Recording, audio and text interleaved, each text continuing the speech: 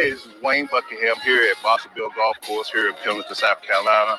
We want to welcome y'all out to our third annual Clemson Alumni Weekend Reunion benefit. This benefit is to help former Clemson players, former Clemson people that's in need, and local charities here in the area. What's coming together? My goal when we started this, it started 3 years ago. One of our teammates, Mr. Sharon Wright, got sick with pancreatic cancer and got caught mercy, got his leg cut off. And we tried to figure out what we could do to help him in some of his financial needs. So the idea came up, we dedicate my celebrity golf tournament to him here at Clemson to help him. And we made a bunch of phone calls, and a bunch of football guys came out, basketball guys came out, and it went over real well, raised a lot of money for him. Everybody's like, well, Buck, you need to keep doing this and make it an annual event and to give back for the people here in the community. So that's pretty much how I got started, and we are here today on the third one. Hey, everybody. Oh, my goodness, we're so excited to have you here. This has just been the most special thing that Wayne Buckingham decided to choose my sister and my hero, Annie Tribble, former coach Annie Tribble, and Barbara Kennedy Dixon to be recipients of the proceeds from today, along with some other really good folks. And I'm just so thrilled to be here. We had a whole full weekend of activities.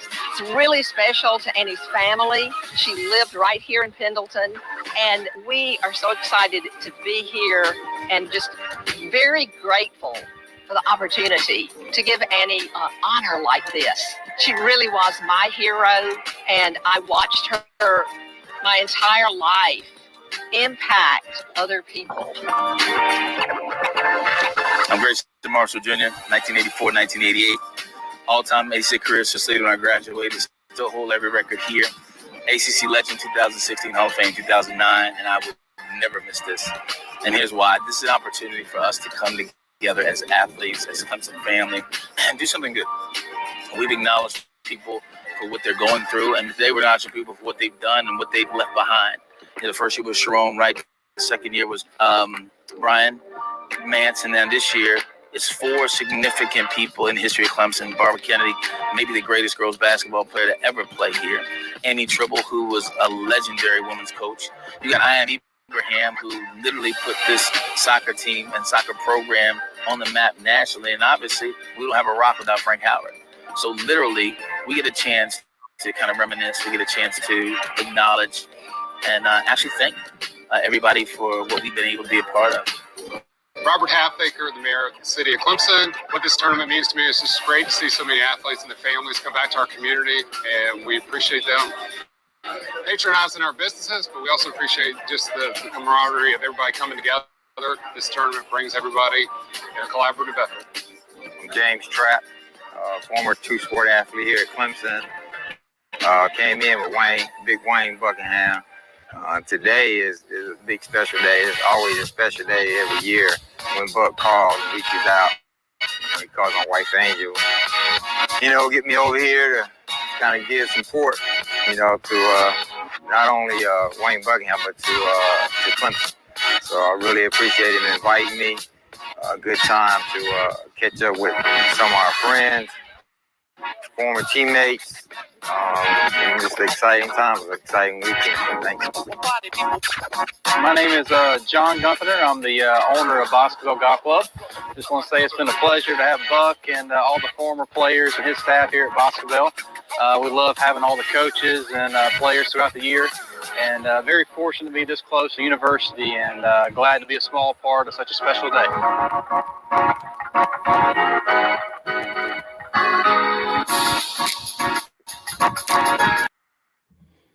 All right, that was a lot better than the intro music I normally play. Hello again, and welcome to another episode of the Fun Fans Podcast. I'm your host, James Diller. We've got a great guest with us today. He's kind of already introduced himself, but we are the official podcast for Clemson fans, brought to you by Rubens and the Fanboys, Fangirls Podcast Network. So Grayson Marshall is with us today. Later on, we're going to talk a little construction, highlight this week's results in Clemson athletics, and talk a little bit of NCAA basketball, hopefully. And we're going to get straight into the interview with former Clemson and ACC basketball legend, a Tiger point guard from 1984 to 1988, Clemson's all-time assist leader. And like he said in the video, there may be some other records he still holds at Clemson. He can fill us in on that. And is a member of Clemson's Athletic Hall of Fame in 2016, was named an ACC Legend. So we want to welcome to the show Mr. Grayson Marshall. Grayson, how are you doing today? James, I appreciate it. Thank you so much, my friend. Well, listen, I'm already going off script already, and I apologize, but I'm typing this up, and I just have to ask, what is an ACC Legend? So about 10 years ago, James, what they decided to do was acknowledge one person from every team and create a Legends class. So in my class, 2016, the Legends were James Worthy, Spud Webb, Jay Williams from Duke, Derek Coleman from Syracuse, Charles Smith from Pitt, Adrian Dantley from Notre Dame, Darrell Griffith from Louisville, Norman Nolan from Virginia. Devin Gray from Georgia Tech, John Salmons from Miami. So they took one from each school. It was either coach or player. Coach Dave Odom was in that class, but we probably had the most decorated class that the ACC Legends have ever put together. So it was an honor. They stopped doing it. I want to say right before the year that this crazy world we're in moved. But it's an honor. I wear my ring, and it's awesome. My ACC Legends plaque, my ACC Legends picture, all that stuff was just kind of a reminder and a walk down memory lane that you were one of the most successful people at that time, and maybe still is, the greatest basketball conference that college basketball has ever seen. Yeah, well, that is an impressive list of names, and that's really awesome. So congratulations. Thank you. About 6 or 7 years later. So, but just real quick to kind of get started off with the script. So tell the listeners, tell the fun fans what Grayson Marshall's up to these days. 2023, I'm living in Jacksonville, Florida. I'm a father of 4 kids. I have 4 grandkids. Yesterday actually was my youngest daughter's 21st birthday. Nice. I love my grandkids. I've been a serial entrepreneur my entire life. Right now, I currently have a company called Cell Power Sport, which really works on legacy and longevity for athletes. I focus on the 5 areas of wellness: physical, mental, emotional, spiritual, and financial. I really talk to them about things that they can do, different vehicles they can get into. But the one thing, James, that I really focus on is their health and transitioning out of sports. What I really find is that athletes spend a lot of time getting themselves prepared to play. And when they're done with that regiment, that consistency, it all seems to change. And there's so many athletes that we see that look a shell of their former selves when they're done playing. Right. And the question is why? It's because we really were never told and taught what to really do for ourselves. One of the analogies that I share with people is that all of us who have a driver's license went through a driver's ed course, and they taught you how to operate a vehicle. Right. They never told me how to take care of the vehicle. They told me how to operate it. Yeah, that's a different class. As an athlete, they tell me how to operate. They tell me how to move. They never tell me how to fix the engine, right? Right. The only thing they're concerned about is staying injury-free. So for me, the path that I'm challenging them with is, why don't you know how to take care of yourself better? And so we really want to talk about legacy and longevity here. It's an amazing product. The tagline is called Ignite the Might. What I have is the only technology that puts together FAAs, functional amino acids, with 1,4-D glucose. And it puts it together in what's called an alpha glycopeptide. It's pre-digested and it's pre-hydrolyzed, so the body doesn't have to break it down. And it really goes in and deals with the mitochondria. If I asked 100 people right now, 99 of them will not know what the mitochondria is or what it even does. Right. Yet it is the most important part of the cell. And mitochondrial decline and cellular energy deficiency are the reasons that we have just about every debilitating issue we have in our bodies today. So what I share with them is how to do this all naturally. We're right now in the middle of our NSF certification so that I can take it to the college level, the high school level, and the professional level, so the athletes can take it with no problem. They can take it with no problem, but the guidelines that they have and the the fears and apprehensions that they have. I want to mitigate them by going through the proper channels. So that's what we're working on now. I also deal with their finances, showing them where to put money for retirement in a different way. So for me, it's really another assist. It's a way for me to set them up for success. Right. And it's kind of that's the kind of the backdrop of how I've been my entire life. Right. I do it in my books. I do it in my speaking. Everything is about edifying, uplifting, and empowering. Very fitting. And I was about to ask for what levels or age groups, but you pretty much, it's across the board. And even the financial part now would not necessarily be just for professional athletes anymore, but a lot of the college kids as well. So that's really cool. And mine and Bailey's biology teachers at our schools they'll think it's really awesome that we were talking about the mitochondria on our podcast. So speaking of stuff that we've talked about on the podcast, so we had Wayne Buckingham on here last week, and he's not on here now, but hopefully he's watching. And he said, now you played back in the 84 to 88, got those years right again, but I mean, in 1990 is when they won that ACC championship, and he's all about that being the best Clemson basketball team ever. So the very next week I got you on here. I just have to ask, I mean, do you agree with Buck on that or what? I think that if it was really to come down to play, it'd be one hell of a game. Now, obviously, I'm gonna say our team is better. There's no two ways about it. But here's what I will say: regardless of which team is better, James, we were the standard, and they will tell you that when they went to practice every day, they were measured against us. Going on to Sharon Wright in the 1990s.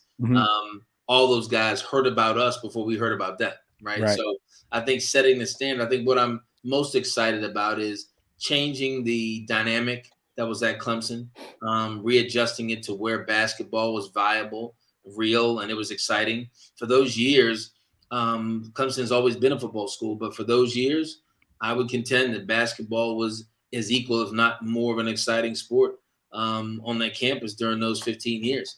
And that's not to put down anything with football, but we were the draw, and it was awesome with Horace and Eldon Dale and Buck and Sharon and there was a whole list of folks that filled gyms. Terrell McIntyre, Greg Buckner. I mean, there was just a lot of people that we filled up those gyms, and we were an exciting time. And I think that's what's fun about going back is really seeing the impact that we had all those years ago, that we still resonate with the audiences and with the fans. And we left indelible impressions on them and on Little John Coliseum that will never go out of way. So I'll let them have that because we did not win the ACC, but I don't think they could have stopped Horace. And if you asked Tim Beret, Tim would probably tell you if it came down to it, we'd probably have the edge when it came down to everything else. But the fact that they won, I was just as excited as we would have won. And I don't debate those things because now I tell you this, though, if we played today, we'd win. Yes. If we played today, we win. Hey, if I stir the pot enough, maybe you guys can play in August when we all get together. If we play today, we win. I guarantee you we're in better shape than they are. That's for darn sure. I probably still have a key to Fike. Yeah, I know I do. Key. We can get in there. There we go. Get a run going. Let's go do it. I want to play outside. Let's go back to old school. Go to the blacktop. Let's play outside. No, I'm already sweating just thinking about that. I just stirring the pot a little bit, but without a doubt, it's similar to what people say about the Taj Boyd crew as far as football leading into the national championship. So somebody's got to lay that foundation, no question. And you guys definitely did a great job of that. So Bailey, I did not take your interview question. So if you want to take number 2 there, sir. All right. First of all, I'm going to apologize for messing up the time. I was out in the yard doing some stuff, so I had to run in here real quick. Grayson, it's great to have you on here. Great to meet you. As a kid growing up, watching Clemson basketball, knowing more about Clemson basketball than most people I grew up with, you're one of the ACC legends for sure. So this is an honor. Thank you, sir. But I did read an article about your recruitment. And Bill Foster was the coach, I think, when they initially started recruiting you. So just tell us how that all went down, I think, in Washington, D.C. Born and raised in D.C., and they're recruiting the point guard I was playing against. I went to St. John's High School. We just actually won the WCAC this year. But DeMatha was our arch rival. And that year, DeMatha had 5 guys that all went Division I. That was their legacy. They put Division I players every year. But they had a point guard named Quentin Jackson, who ended up going to NC State. And they came to watch Quentin that night.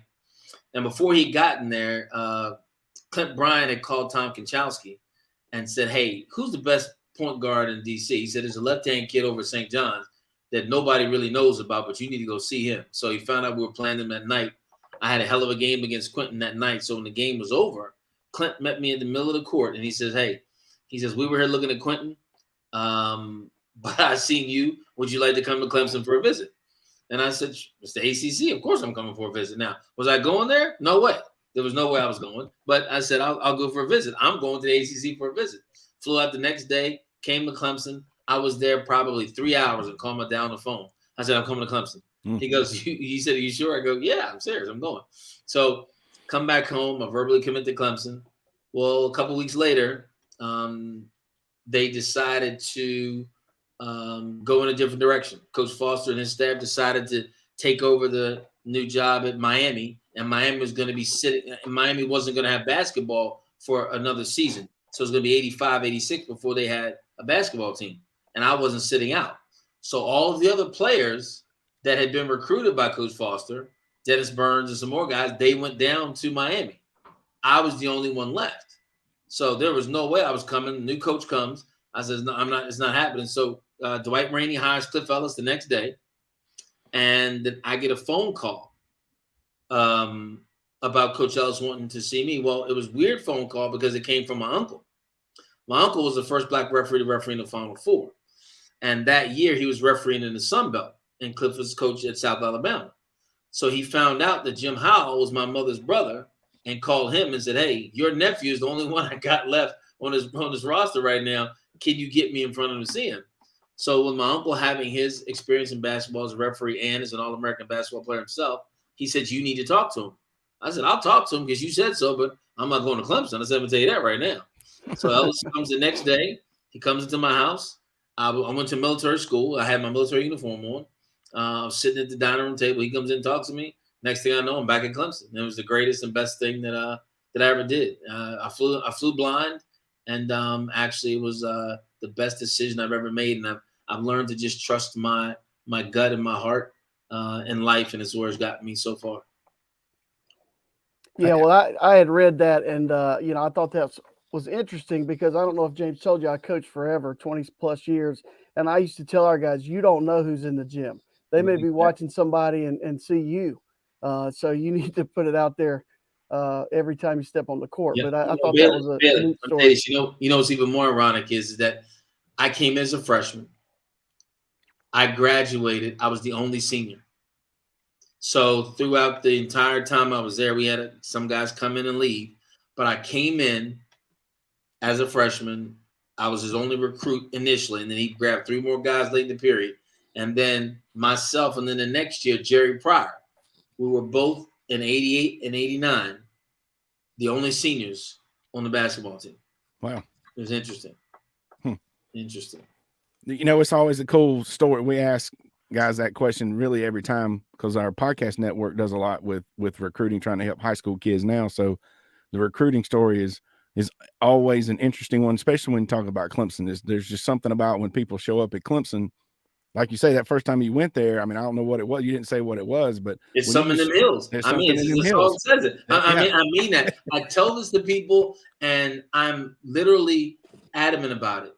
Anybody I've ever brought to Clemson, I don't care what school they've gone to. Right. If I brought them to Clemson, they leave with an unbelievable impression of our university. And it's something about it. And again, you're talking about a kid who came from Washington, D.C., to Clemson. It was a completely different world. Now, fortunate enough for me, I have relatives in Anderson. My cousin Denise played 4 years for the girls team. So she graduated May of 84 when I came in August of 84, and she was the starting point guard there. Denise Marshall. So she was there. We missed each other. She graduated and I came in, but I have family right down in Anderson, right off of 28. So I did have family there, and both my grandparents are from South Carolina. My grandmother's from Bishopville, and my granddad's from Wagner. So my roots were ultimately here. Now, it wasn't something that I grew up knowing and wanting to be there. I think I came to South Carolina one time as a youth, but there were roots here. So it wasn't like I wasn't part of there was some of my blood in South Carolina to begin with, and luckily for me, it was right around Clemson. Right. There's something about being close No to question. family. My daughter's at grad school in DC, and it's not close, and sometimes it's tough. So, all right, Bailey, we're going to get back on track with number 4 there, if you don't mind. So, what's the best memory or the most fond memory you have as a player at Clemson, basketball player? You know, Bailey, I think it was a couple. One, I think the first one that really stands out was my freshman year. Passing and winning past Chris Michael beating North Carolina in our gym 52-50. They hadn't beat Carolina in a while, and we beat them my freshman year at home. That was a big one. I think that my last game in Little John Coliseum against Georgia Tech, when I was one rebound away from the first triple-double by a point guard. I had 19 points, 11 rebounds, and I had 11 assists, 9 rebounds. And when I went back and looked at the video, there was a couple rebounds I just didn't go after and could have had them. So that's it there. But I think the biggest one for me at Clemson, when I look at it, was I think the biggest one was being inducted in the Hall of Fame. I think that was the biggest thing. I think because there was never anything on my radar. There was never anything that I thought that would happen in my life. I think every kid aspires to be great or have themselves acknowledged, but I think that was the ultimate coup de grace in what was there. My dad couldn't be there because he had already passed away, but I think it was something for me. It was a kind of you make a decision. There were a bunch of circumstances that could have hindered you from doing it. And I think it was one of the things that really just started my faith walk in an elevated way. I just walked this thing out by faith with God for so long. And that was just a reminder of me of what happens when you just put all your trust in God and do your work yourself. So I think that's a pretty good memory, being inducted into the it's better than most, I can tell you that. Yeah, that's for sure. Okay, well, Grayson, so our podcast is about being a fan, is mainly the fan experience. Mm-hmm. And as you're playing basketball as a student, so to go and be a fan of a different sport, did you ever go to the football games? Oh my God, look, I'm telling you what, I'm probably more remembered from my antics at the baseball game than I was on the basketball court. Literally. We started, so South Carolina had the world famous third base hecklers, right? That was back in the day. That was their claim to fame. Now, baseball is my first love, so I love baseball. So we started something called a third base danger zone. Again, this is school, but literally when I go back to school, Bob Mahoney and all those guys, Grayson, man, baseball, this is what they remember. We literally would, and this is bad, but this is what we did. We literally would play the theme song from Top Gun, Highway to the Danger Zone, right? We would stay out in the parking lot tailgating until the game would start. And we'd run into this song, and we were master hecklers. I have to give us credit. We were really good. Well, what we would do is every inning, you'd run out to the parking lot and slam a beer and come back. So you see this whole mass of people leave in the first inning. By the fourth inning, there's a few less people. And by the seventh inning, there's like 3 or 4 people. And it was just, again, it was college is what we did. It was fun, but I enjoyed it. I think I was probably, James, I went to more soccer games than anybody because my friends were soccer players. Eric Eichmann, Paul Retenis, Bernard Gray. When they won the national championship, I was at just about every game. I went to just about every tennis match. My friends played tennis, so I went to the tennis match. I was at the girls' games, at the volleyball game. I mean, it was about being a student and enjoying the fans. Yeah, I never missed a football game. I mean, that was the fun stuff about me. I think that being a fan, I don't think you can play this sport and not be a fan. I think people try to do that, miss out, especially at the college experience. Why not go to everything? I mean, it was just amazing. Right. The prima donna world is no fun. And for me, I fit in. So when I go, I was telling my girlfriend, she says, honey, you're tall. I go, nah, I'm short. And she would look at me and say, no, you're not. Well, when I finally took her to an alumni reunion and she saw Dale at 6'11" and Buck at 6'10" and Eldon, she says, oh, I see why you say you're short now. Well, as a student, I would blend in. Like if those guys went to a soccer game, they're going to stand out, right? Because they're 6'10", 6'11".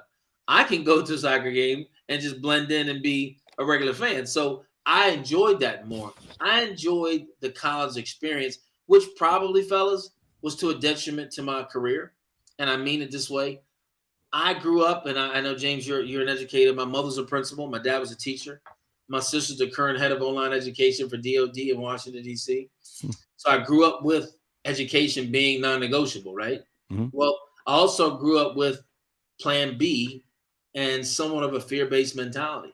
I didn't grow up with a mantra of go after it. I grew up with a mantra of play it safe, right? So my whole reason for getting a college scholarship was so my parents wouldn't have to pay for college. Once I got that, I didn't care. I was going to graduate in 4 years and I was going to go out and work. Right. Well, I think me embracing college the way that I did, I was never a gym rat. I wasn't that guy. I wasn't the guy shooting 500 shots before breakfast and shooting 500. That was just not me. I was the guy who was water skiing on the weekends. I was the guy with me. I was shooting 9-ball down at TDs. I mean, that was me, right? But I knew that there's a built-in drive inside of me that I'm just not going to let you beat me. So when it comes down to it, I'm out working. And that's the way I was been. My life has changed now because I am more proactive in those things and being a little bit more diligent. But for me, I wrote in my book, I was competitive. I wasn't motivated. And you weren't going to beat me. I don't care what it took. You weren't going to beat me.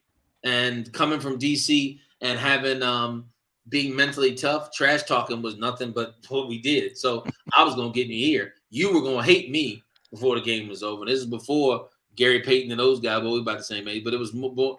That was me. I would talk to you. Now I wouldn't go deep like they would, but I get in your head, and that was where I was, and that was my competitive edge. I've always been mentally tough.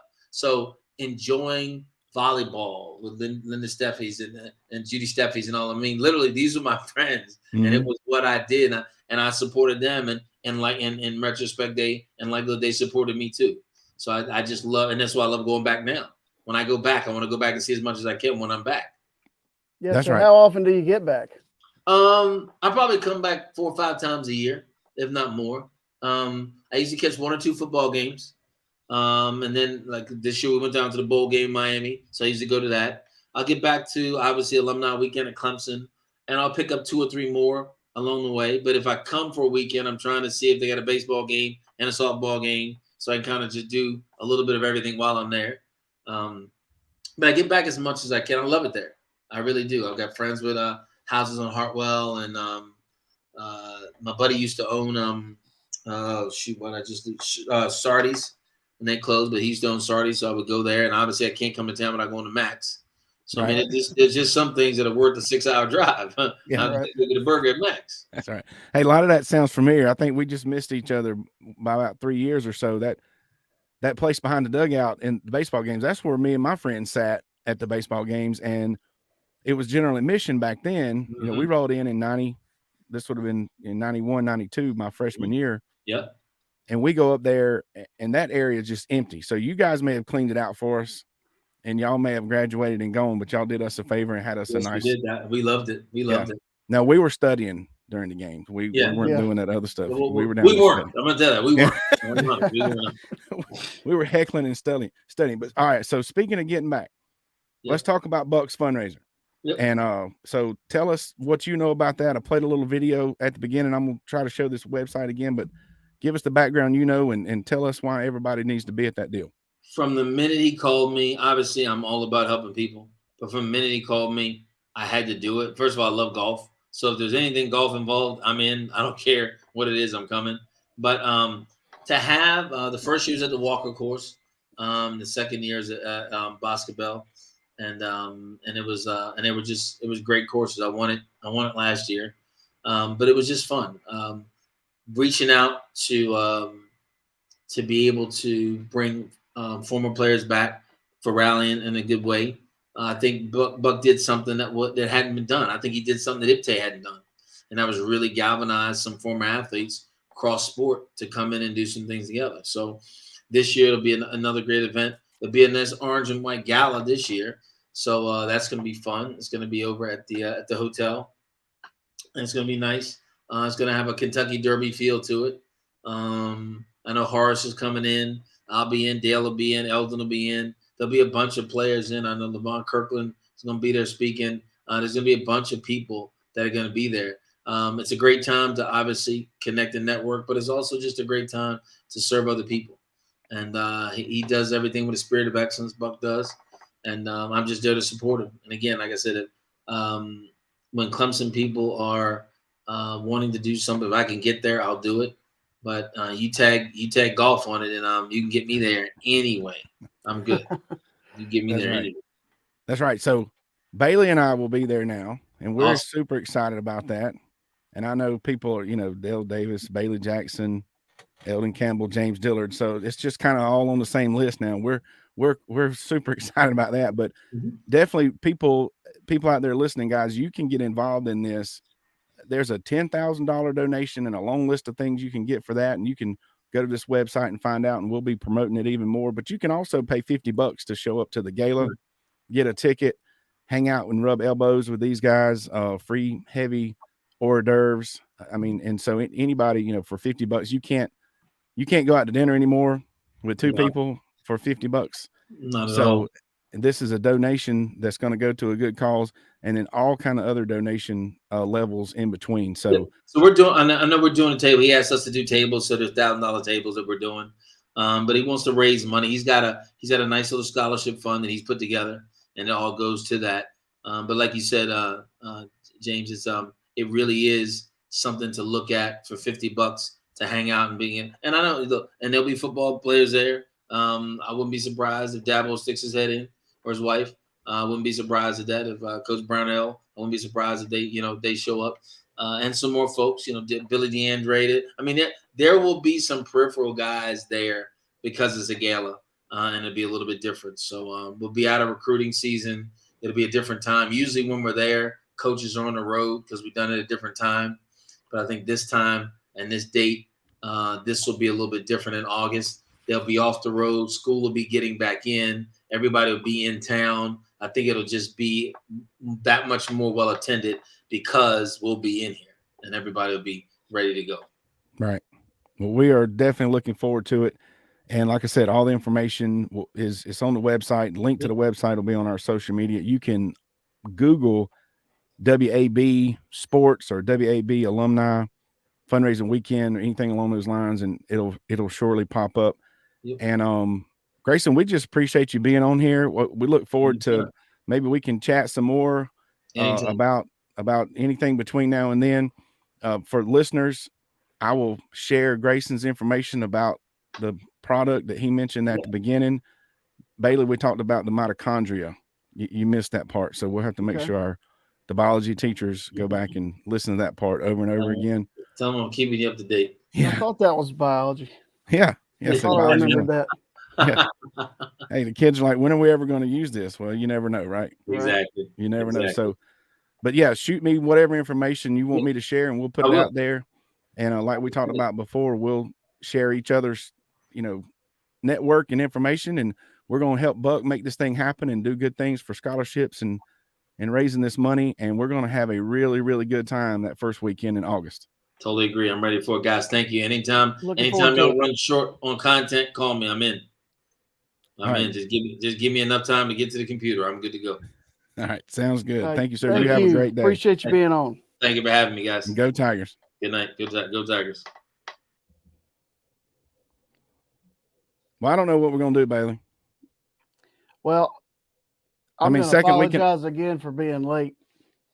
Second week. Well, it's all right. It happens. My bad. But second week in a row having a legendary Clemson athlete on the show.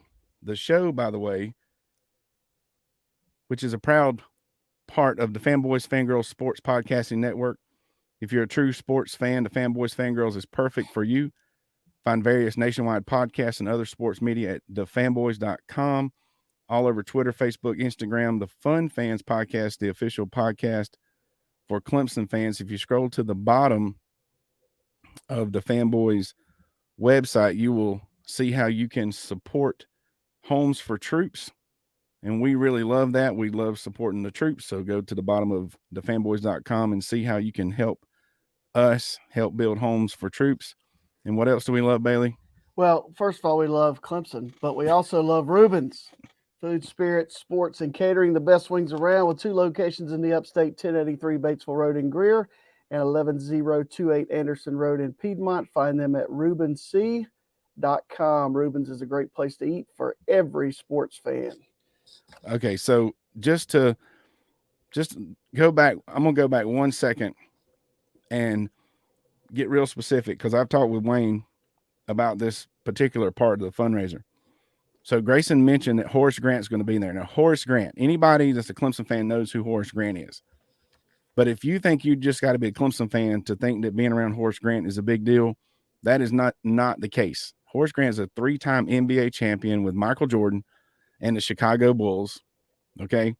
Obviously, a big-time legend at Clemson, basketball player. And we talked about how you can get into this situation, a $50 or $100 VIP ticket to the gala, a $50 regular ticket to the gala, $200 to play around the golf and support the fundraiser.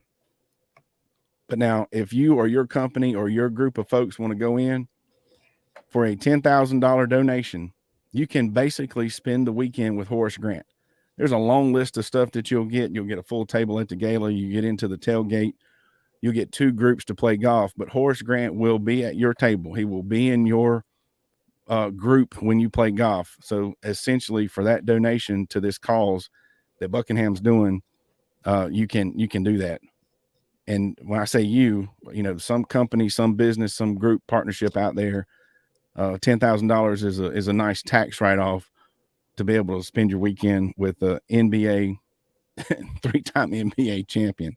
And we're gonna talk about more specifics along those lines as well. I bet you he has Jordan's cell number too. Hey, without a doubt. So, all right, on to some more specific Clemson things. So, Bailey. Well, it's actually kind of funny because I have the blueprints of what you're getting ready to pop up there. Well, yeah. So here we go. There's been a lot of talk about the construction on the hill. So you got this? Yeah. So I was in Clemson this weekend and stayed with a former assistant athletic director at Clemson, and he shared this we talked about this last night, but it's the same thing that I have. I may have a few more pages, but oh yeah, there's a lot more. This is very just difficult decision to change the hill. I bet. And who so far the feedback that I'm hearing online and in person from Clemson alumni, old and young, is what in the world do they think they're doing? How can we start a petition to stop this? All right, so there are less people that are allowed to sit on the hill now because it's a safety concern. Years ago, when I sat on the hill, it was, man, go get it. You know, anybody that could get on the hill was going to be able to sit on the hill, and it was, honestly, it was probably a little dangerous being down on the fence with 5,000 people behind you. That's what life's all about. Well, the danger zone. The danger zone. But I will say, I think there is a ton of progress going on at Clemson. I just got back today from there today. There's construction everywhere. And, you know, this is just a change. It's a change. And people don't like change. But I think it'll be better in the long run. All they're doing is building terraces right now. They've talked about permanent seating. They're just going to probably leave the carpet down during the game, so it'll be a different little look on television. But look, my daughter had to cheer on the hill during the COVID year, and it's a pretty significant incline if you're trying to stand there and cheer. Right. So I don't think I know people flip out when you change something. I get it, but it's progress. And the person I was talking to, we're talking, and he referenced Graham Neff. He said he's had some very difficult decisions, and this was one of them. Because you're changing something that's been like kind of the thing since it is long definitely time ago.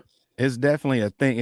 It is the focal point of tradition in the football stadium. And really, even though the hill that the players run down will still be there, like you said, the hill, even though it really does, it's not conducive for standing on or whatever, but it's, to those of us who've done it, it's like a rite of passage. And Yeah, now I they mean, take that away. It's like, you know, the experience of being a Clemson student, kind of like what Grayson was talking, it's like taking away something that defined being a Clemson student. And now that's not even going to be there. So I don't, well, it's progress and whatever, but I'm going to go on record as saying it sucks. And that's just, I knew you'd have that that take on it, and that's Yeah. fine. But And that- hey, speaking of other things, with all the construction going on campus, we were able to still get a good parking place for the ring ceremony that I attended today, and it was awesome. I heard. It is just a great thing that's done at Clemson, and that's the first one I've ever been to. I don't remember having one in 1990 whatever. They did not. But it was really cool. And I'm glad we went, and I'm glad you know, my daughter was able to get a ring. So pretty Yep. cool. It is cool. And speaking of the other construction, I do want to put to me now, some people, everybody's got opinion, just like the difference of opinion on the hill. So this picture is what lot 5 is supposed to look like. Mm-hmm. And there's some folks that are not happy about that. That's going to affect the parking, et cetera, et cetera. But now I'm thinking that I've heard that the way they're just redoing that entire lot, it's really not going to affect parking that much, because there's going to be still going to be plenty of trees and little island areas and whatnot, but they're going to redesign it in such a way where they're going to get a really, really close to the same number of parking spaces in lot 5.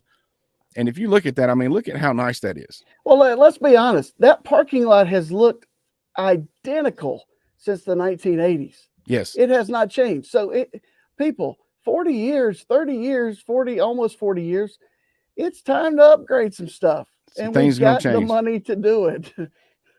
Yeah, so here's like an aerial shot from the corner west end zone, and that's what Tiger Walk and whatnot is going to look like. So there's still going to be lots of parking spaces. There's still going to be, like I say, hopefully the same number or really, really close. And that is going to be something that's really, really nice. But now, just to not to keep beating a dead horse, or, you know, not just there's nothing traditional about lot 5.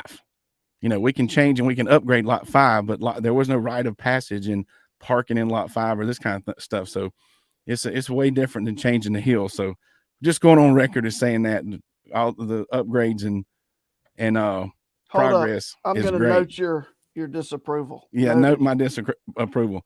For those of you listening on just the audio podcast, Bailey's writing that down. So, but now one more thing about football, we are wide open in spring practice.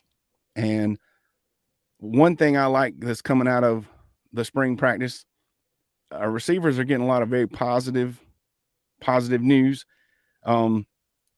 Actually, one of our Cole Turner is being compared to Nuke Hopkins. Can I ask you a question?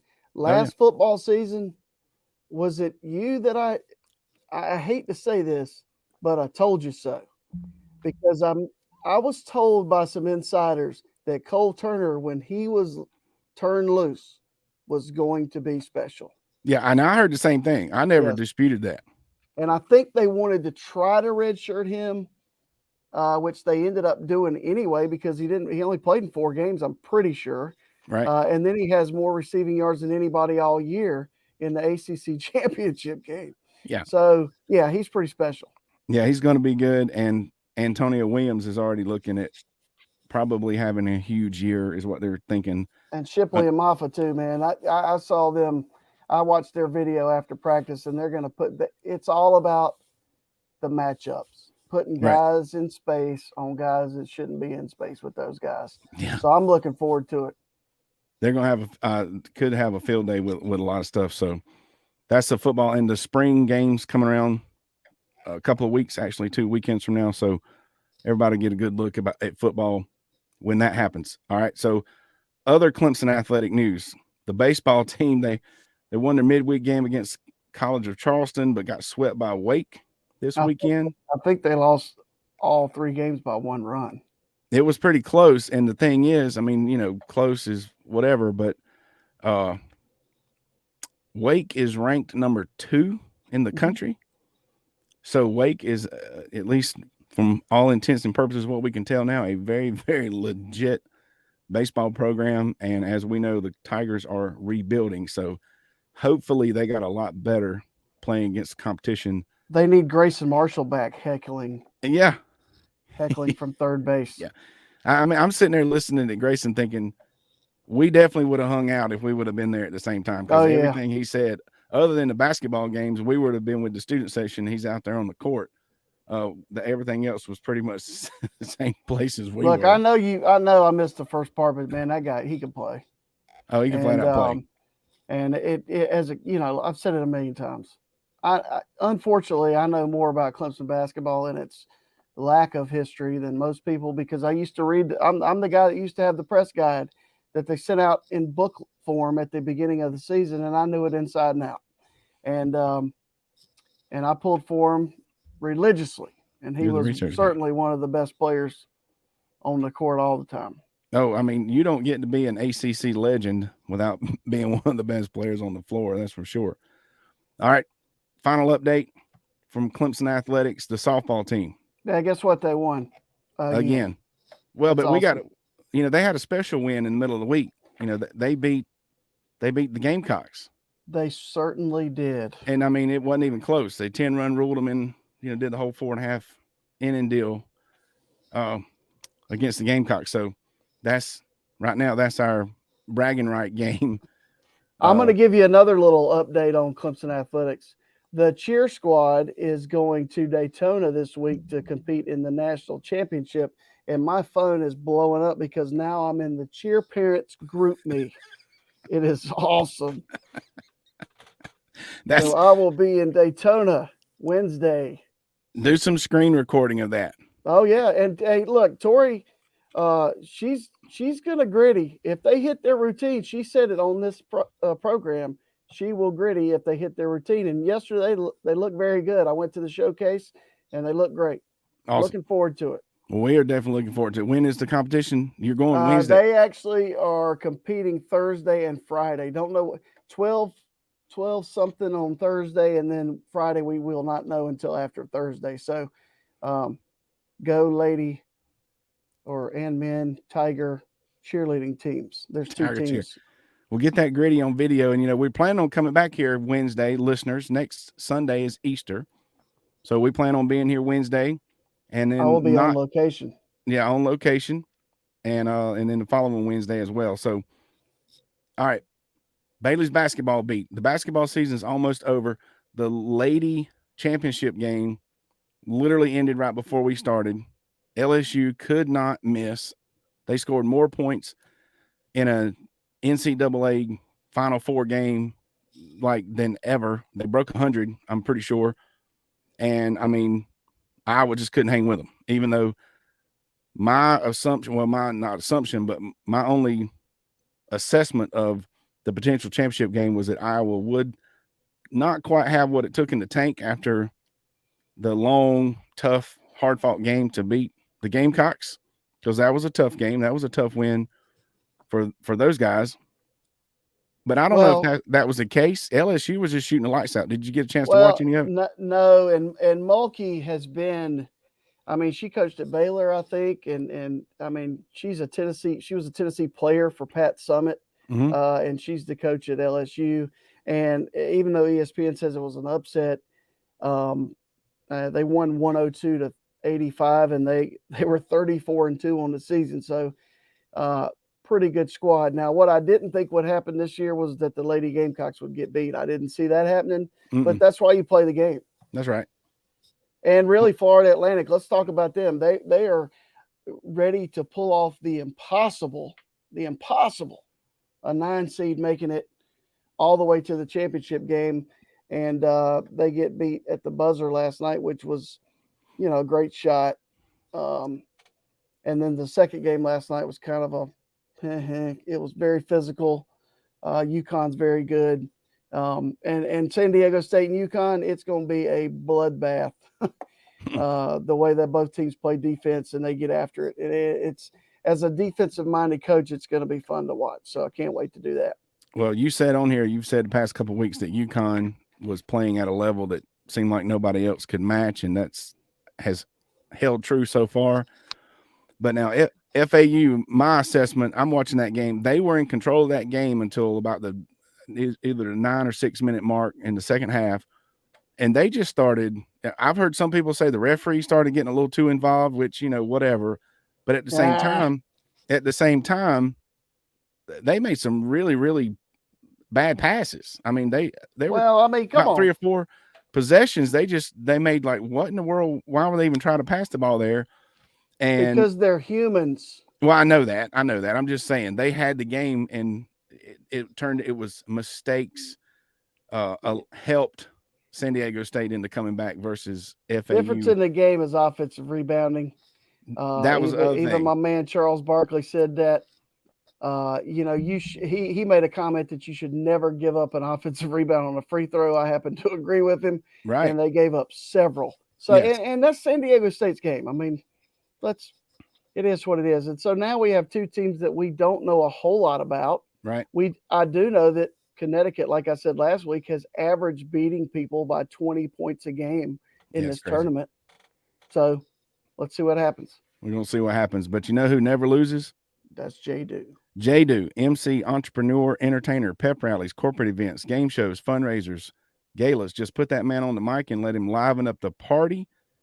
You put him at your organization, you will not be disappointed. Anytime you add J-Do to your function, you can find him at itsjdo.com and on all forms of social media at It's J-Do. Now, speaking of, we've been saying, there's J-Do right there. Okay, there's J-Do. All right, we've been saying gala, and Grayson said gala, but he's from DC, so we'll have to green jacket, gold jacket, like they said on Happy Gilmore. Yeah.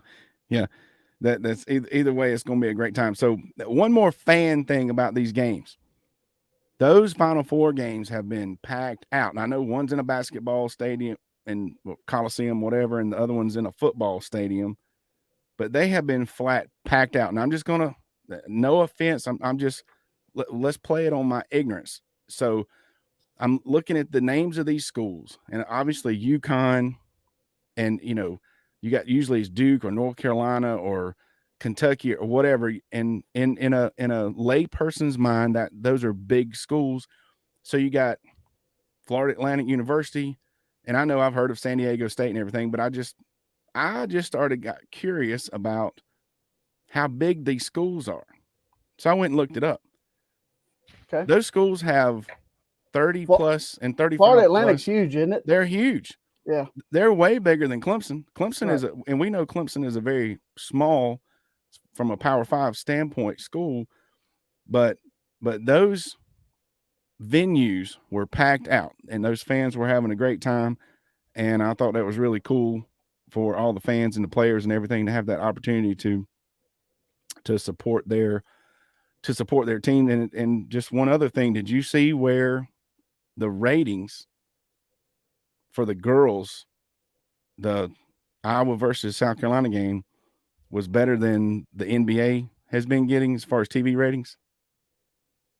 Well, I mean, look, the Gamecocks, people are going to watch the Gamecocks. And we've said on here, those are good games. Yeah, and they're really good. And then Caitlin Clark, she accounted for 75% of Iowa's points against Carolina, either through assisting or making shots. All right. Yeah, so she's phenomenal. We can't have a sports podcast today without talking about that young lady. She's unreal. I'm the only one that's compared her to, instead of just saying Clark, you got to say Clark Kent, because she was like super person out there on the floor. And the name pretty much fits. She is calm, cool, and collected. And she's unreal. So great fan experience for folks in this Final Four, in my opinion, and what I saw. And it really, really says something about college sports and college basketball on the men's and women's side. Really looking forward to something similar, hopefully, when Omaha rolls around and see out here, we're going to do better. Where do the women go? Yeah, we do need to do better. We're the going to do College World better. Series, I think it's in Oklahoma City. Okay. Hold, please. Just keep talking. Bailey's on the remind. What is it? Not a remind. It's the group me. Group me. Yeah, the cheer dad group me. So that'll cheer start parents. I'm pretty sure softball's in Oklahoma City, but I will double check, or at least it has been. Yes, Oklahoma City. It's at the USA Softball Hall of Fame Stadium, and it is June 1st through 8th or 9th. And, I think the Lady Tigers have a chance to get there, which would be awesome. That'd be awesome. And hopefully, like I say, that both of those College World Series and get these huge support, because it's just a great thing being a fan. That's why we started this podcast. People love college sports. We can get into the transfer portals and the NILs, but when a player for your university puts that uniform on and they get out there and they start competing with somebody else with a different uniform, nothing else matters anymore. So anyway, it's time. Speaking of winning, do you have the update on the first ever Fun Fans March Madness pool? Yeah, it looks like this one's over, and I'm not going to call it. It's like an election. We're not going to call it until all the hanging chads are done. Joseph Toscano looks like he has UConn left in the Final Four, and no one else in sight has a team left. And yours truly looks like they're going to finish. I'm going to finish in 6th place, and my mother is going to finish tied for 2nd with Grayson Dillard. Yeah. So your mom and my 15-year-old daughter. You know what 2nd place is, don't you? Yeah, the first loser. The first loser. 2nd or 20th, it doesn't really matter. But we would like to thank Diamond Edge Products for providing these master diamond laser engraving items, right? That's right. High quality, forever lasting, custom engraved products. Check out Diamond Edge Products at diamondedgeproducts.com. And the things are awesome. We ordered some at school. They came in. They look great. And we appreciate Diamond Edge Products, a proud sponsor of the Fun Fans podcast. Fun Fans. So, do we have a drum roll yet? I'm sorry. I've actually thought about that a few times. I got to work on that in my production time. Okay. So here we go. So the winner of the pool is going to get one of each of these bad boys. And this koozie. This is not junk. Okay. This is high quality stainless steel stuff. Where did today's winner come from? Twitter? Okay. Today's winner came from Facebook, and today's winner of koozie is Daniel Pinkerton. So congratulations, Daniel. And thank you for your support, Daniel. I'll shoot you a text and get your address, and I'll send you your koozie. But now, another important announcement. I'm changing. I'm making an executive decision. I'm changing the way that we're going to do the giveaway. Okay. From here on out. CEO. Yeah. And from here on out, Fun Fans, the names that will be put in the drawing will be anybody that shares the full broadcast on any social media. I mean, I've been hanging out with some marketing people, maybe. I don't know. Maybe I'm finally getting smart. Who knows? So if you share this live broadcast from this week, you will get your name put in the drawing. So just share it. If you share it on more than one social media site, tag me. Okay. I've got to know you shared it. So I should know if you share from our site, but you can tag me just in case on all these social media websites, all these social media outlets. I'm not that hard to find. And your name will be put in for the drawing. And since there are multiple social media sites, you can get your name in the drawing multiple times. Mom, I'll come over and show you how to do it, or I'll send my son over. Yeah.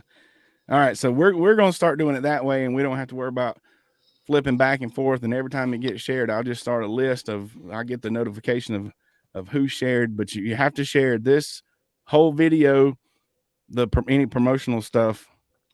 We won't put that in the drawing, but who knows? We might end up doing something like that either. So anyway, that's how we're going to do that. And we definitely appreciate your support, Daniel. I will get your koozie to you, and reach out to us. Okay. Reach out to us about how you can support Wayne Buckingham's fundraiser. We're going to be reaching out to some people. Like I said, there are multiple ways to support make donations from $50 up to $10,000. It's all on the website. Find stuff on his social media, my social media, and we're going to be looking to get some. I'm trying to help Wayne get some sponsorships around here local because he's up in Tennessee. So feel free to reach out to us if you have any questions about that. Yeah. Yeah. And the orange and white gala with the Kentucky Derby. Do we wear that? It's the women that wear the hats, right? Yeah, I have a seersucker jacket I'll probably wear. All right. So we can do that. It won't be Labor Day yet, so I can still wear it. Boom. Yeah. But just the thought of rubbing elbows with, I mean, the names that they keep rattling off for $50, to me, that's pretty much a no-brainer. So that's a great show, Bailey. Even though we missed you about the first 5 minutes, Grayson Marshall was a great guest. We talked about the Clemson athletics, and we appreciate everybody checking us out each and every week. Don't forget to click subscribe on your favorite platform, especially YouTube. Find Fun Fans Podcast on all forms of social media. We're going to continue to bring you stories of Fun Fans and plenty of great guests, posting a show each week. We've got some great interviews lined up, so you do not want to miss the show. Bailey, the NFL draft is coming up this month. Okay, we're college sports, but we did a special show for the Super Bowl. I think we need to do something a little special for the NFL draft. Okay. All right, so I'm looking forward to the Panthers having the number 1 overall pick, so we'll see how that goes. That'll be cool. So very good. On behalf of the Fun Fans Podcast, Jay Thriller Entertainment, the Fanboys Fangirls Podcast Network, and Bailey Jackson. We'll see you next time. We'll see you Wednesday night from Daytona Beach. We'll see you Wednesday. Thanks for listening, and go Tigers. Go Tigers.